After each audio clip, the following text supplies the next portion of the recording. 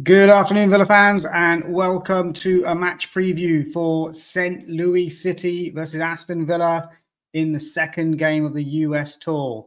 So I wanted to sort of talk about this game coming up on Wednesday night / Thursday morning. I think it's a 1:30 kickoff. So one of those ones you've got to set your alarm for, perhaps, get a bit of sleep and then wake up for it. That's what I'm planning to do, put the kids to bed and then wake up myself. So, just a quick one, really. Just want to jump on and talk about this one. Obviously, we've had the first game in the US Tour against Eintracht Frankfurt, which I talked about briefly on one of my shorts. 2-2 draw. Good game, good opposition to play. Obviously, first game for a lot of the first teamers to come back into. Performance-wise, I mentioned that. I'll just recap it quickly. First 20 minutes, I thought we looked good. We looked sharp. We took the lead for Ollie Watkins. Nice little finish. Cut back from Daniel Marlon. And then I think we had a chance to go sort of 2-0 up with Watkins rounding the keeper and then just not getting his foot around it. There, I thought Bezo played quite well. Good with his feet, good with his distribution. Obviously, that leading up to that chance for Ollie Watkins as well. And then the disappointing side of it was after the water break in the 25th minute, Frankfurt got a real grip of the game, grip of midfield, closing us down, not giving us a minute. And we did put some poor passes and losing possession quite quickly. And then Frankfurt were on the front foot and got the equaliser. You know, Mings trying to play out, getting caught, and they scoring through Iliwaihi, and then almost scoring again straight after. So, you know, they had chances, Frankfurt. Villa didn't really create much after the water break, after 25 minutes, barely sort of touched their goal, except Morgan Rogers scoring with his first touch really in the second half. Lovely side foot finish. Again, good play from Marlon on the right. But overall, you can say it's minutes into the legs and all that sort of stuff, but didn't really see too much from the Villa players. I thought, okay, good. Wow. I thought a little bit more I wanted from Marlon. I know he's got 2 assists, but I wanted to see the ball out to him a bit more. Matty Cash, you know, very nervous getting forward. Joe Gauci, obviously, with their equaliser, trying to play the ball out with his feet. He just looks like a bag of nerves for me. He's 25 years of age. He's not a youngster. He's not an up-and-coming 19, 20-year-old, 21-year-old. You know, he's someone that I just don't think is going to be good enough at all. And I'm glad we've got Bezo as the number 2. Hopefully, Emi Martinez stays now. Chevalier looks like he's agreed terms with PSG, so I really need Emi Martinez to stay now because I don't think we can get anyone else in that's going to be anywhere near the quality that we need. So hopefully Emi does stay. Bezo as a number 2. Gauci, maybe loan him out again because he certainly looked like a bag of nerves to me when he comes on the pitch. Don't know what that leaves in terms of third choice goalkeeper because Ziyech is gone as well. But let's see what happens there. I wouldn't be surprised if we did bring in another goalkeeper, maybe another experienced kind of goalkeeper like Bezo, but maybe a third choice who doesn't mind sort of hanging around, playing the odd game here and there, like a Scott Carson type. But let's see what happens there. Anyway, this one's about St. Louis and looking forward to the game on Wednesday night / Thursday morning. You know, St. Louis, I've done a little bit of research about them. There is some Villa links here. Legendary Swedish centre-back Olaf Mellberg was actually manager of St. Louis up until May. Survived sort of 7 months in charge. Was appointed in November of last year. Only oversaw 17 games. And of that, 3 wins, 5 draws, 9 defeats. And he was dismissed after 7 months in May.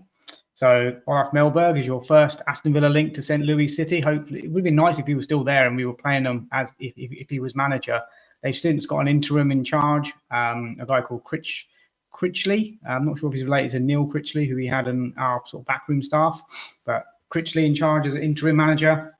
And then the other second Villa link that we've got with St. Louis is going back to maybe our sort of under 21s and sort of reserve team. An American player we had called Indiana Vassilev. For those of you who remember him, I think he made like 1-2 appearances for the first team, perhaps, and then was sort of, sold on. And now he ended up in the US playing for St. Louis, was there for a couple of years, only sold last year and moved on to Philadelphia for nearly £1 million after they picked him up from a free from Aston Villa back in 2022. So those are your tenuous links to St. Louis and Aston Villa. Olaf Mellberg, manager, and Indiana Vassilev. Who would have thought it? There you go. So looking at St. Louis, they play with a 4-3-3 formation. At the moment, in the MLS, they're 25 games into the season. and they sit in 14th position out of 15 teams. So second bottom, not doing great at all. Second lowest goal scorers in the league as well, with 24 goals in 24 matches. So 1 goal a game on average. So not great on that side too.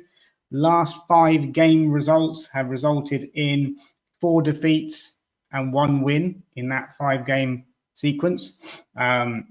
So yeah, they haven't really done really well in the last 5. 4 defeats out of the last 5, even with this interim manager in charge. Maybe they should have kept hold of Ollie Mellberg. Top goal scorer. They've got a danger striker, a record signing called Joao Klauss, who's a Brazilian striker, 28, 6'3". He has 9 goals this season in 24, and he has 15 goals in 46 games in his career for St. Louis. They signed him from Hoffenheim a few years ago for 3.2 million, and that's their club record signing. So he will prove to be the focal point of their attack. He will look to get players around him. They've got another sort of German player called Marcel Hartel, who's a danger and an attacking midfield player. 5 goals this season and 4 assists. So he's someone who likes to get sort of close to the front man. And then the only sort of other sort of players that they have, the goalkeeper is a Swiss international called Roman Bürki, who formerly played for Borussia Dortmund. So a bit of a coup to sign the goalkeeper from Borussia Dortmund. He is about 34 now, but even so, I'm sure that he's got decent pedigree. So he'll be a goalkeeper that, will look to have a good game. And yeah, they recently signed another player for £3 million, a centre-back, big Senegalese centre-back called Fallou Fall. I think I'm saying that right. From the Norwegian league, a side called Fredrikstad for £3 million. So coming close to their transfer record there as well. He sits up sort of 6'4". He's a big guy. And obviously, they're giving him a chance in the MLS. He's still quite young. I think he's about 22. So, there's potential there for him to sort of do better and kind of move on to kind of higher leagues, really. But yeah, that's all I've got on St. Louis, really. They play in a stadium called Energizer Park, which has a 24,000 capacity. So it's not a massive stadium. Couldn't find too much more about them, but that's what we've got on the stat pack with St. Louis. So I hope that's given you some information about them that you might not already have known. And then just finishing off on a little bit of sort of transfer news, transfer links that we've had. We've been looking apparently at Dominic Calvert-Lewin, free agent since leaving Everton. It's a striker that I wasn't really keen on. I've listened to a few podcasts about it, kind of changed my perspective slightly. Maybe he is someone that we could look at. He's 28 years of age. Hopefully he's had huge injuries, hasn't he, throughout his career. But if he comes in as a backup to Watkins, hopefully that might, give him enough game time, because we can't expect Watkins to play all these games and all these competitions. So we do need someone who knows the Premier League. He's very good in the air, actually, from what the podcasts are saying. He wins a lot of his aerial duels, can run in behind. He's obviously just can't keep fit. But if we're only playing him, 50% of the time, 40% of the time, then maybe that might be something that suits them or suits him. It's just obviously a wage issue as well. Even though he's a free transfer, he's obviously going to cost a lot in wages, and we still have the SCR side of things to contend with as well. So can we afford to bring in someone on massive wages when we're already trying to get people out the door? So that one might rumble on till late in the window, but I think we've had sort of conversations there. As I said, I wasn't a big fan to begin with, but then, you start weighing things up and you're like, well, who else is out there? So hopefully something might happen, but I'm very much on the fence about Calvert coming in as even as a backup striker, purely because of the injury record and the wages that he's going to want. I think maybe we can get someone that's a little bit more up and coming, perhaps a little bit maybe more on the cheaper side in terms of wages. Maybe sort of picking up someone from the Championship, maybe someone like we did with Morgan Rogers. Is there a name out there that could sort of step in and be a backup, but sort of progress with us?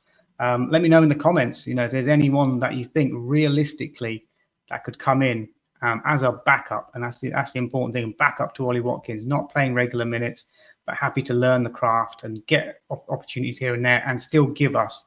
I'm not looking for someone like, and no disrespect, like we've got Jim Araloba at the moment playing in pre-season. I don't see him as a viable option as a backup for Ollie Watkins. Redmond, we haven't seen anything of, but again, a lot of pressure to put on a 19-year-old as well. So if we go for the experienced Dominic Calvert-Lewin, is that such a bad idea. There's obviously Jamie Vardy. I think Callum Wilson's going to West Ham by the looks of it.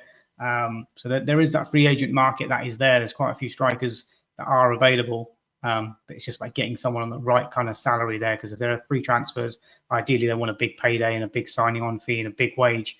So we just got to be careful that we don't sort of get ourselves into any issues there with the SCR side of things again.